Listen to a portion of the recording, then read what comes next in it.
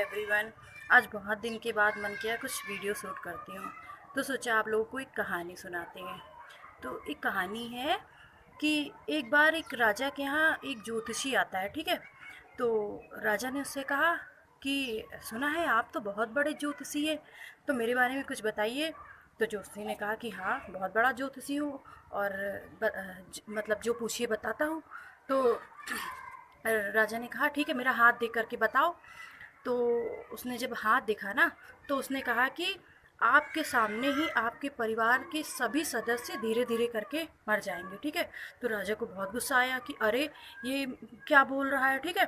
तो उसने कहा अच्छा ठीक है, उसने कहा कि अब मेरा दक्षिणा दीजिए। तो उसने राजा ने कहा अभी मैं आपका दक्षिणा देता हूँ, ठीक है। और उसने क्या किया, उस व्यक्ति को मतलब उस ज्योतिषी को जेल में बंद कर दिया, ठीक है। तो अब ये बात उसके पुत्र को पता लगी, मतलब ज्योतिषी के पुत्र को पता लगी। तो ज्योतिषी के पुत्र ने पुत्र छोटा था, तो उसने कहा, वो भी ज्योतिषी का ही काम करता था, ठीक है। तो उसने कहा कि आप हमारे पापा को छोड़ दीजिए और मैं आपका हाथ देख करके कुछ अच्छी चीज़ बताता हूँ, मतलब आपका हाथ देख करके सही से बताता हूँ, मैं भी बहुत बड़ा ज्योतिषी हूँ। तो कहा ठीक है बताइए। तो उसने जब छोटे ज्योतिषी ने, मतलब जो ज्योतिषी का पुत्र था ना, तो उसने राजा का हाथ देखा।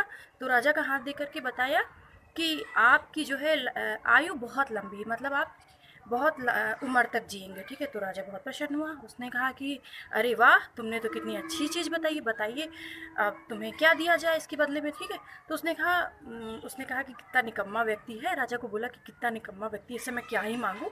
तो उसने कहा आप इतना कर दीजिए कि मेरे पिताजी को छोड़ दीजिए। तो उसने कहा ठीक है, छोड़ देता हूँ।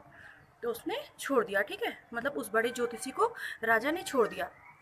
तो मतलब इस कहानी से मैं इतना सिर्फ बताना चाहती हूँ। नहीं, फिर क्या हुआ कि जो अब राजा के वहाँ पे दरबार में बहुत लोग होते हैं, तो वहाँ पे एक, मतलब उसमें होते नहीं, दरबार में बहुत सारे मंत्री वगैरह होते हैं। तो उसमें से एक मंत्री ने बोला कि राजा, मुझे ये बात समझ में नहीं आ रही कि एक ने कहा, एक मतलब उसके पिता ने कहा ज्योतिषी ने, मतलब कि आप जो है क्या कहते हैं, आपकी आंखों के सामने आपके परिवार के सारे लोग मरेंगे। और एक ने कहा, मतलब उसके पुत्र ने कहा कि आपकी आयु बहुत होगी। तो ये दोनों बात एक ही तो है। तो राजा ने कहा अरे, तो इस कहानी से बस हम इतना बताने चाह रहे हैं कि बात कहने का ढंग होना चाहिए, ठीक है। मतलब ऐसा कह रहे हैं कि आपके बात, किसी बात को अभिव्यक्त करने का, मतलब अभिव्यक्त करने का ढंग होना चाहिए। आप वही बात कहते हैं तो आप किसी दूसरी तरीके से कह देते हैं और कभी किसी दूसरी तरीके से कहते हैं, ठीक है। तो अगर कहानी अच्छी लगी हुई होगी तो वीडियो को लाइक कीजिएगा। Thank you.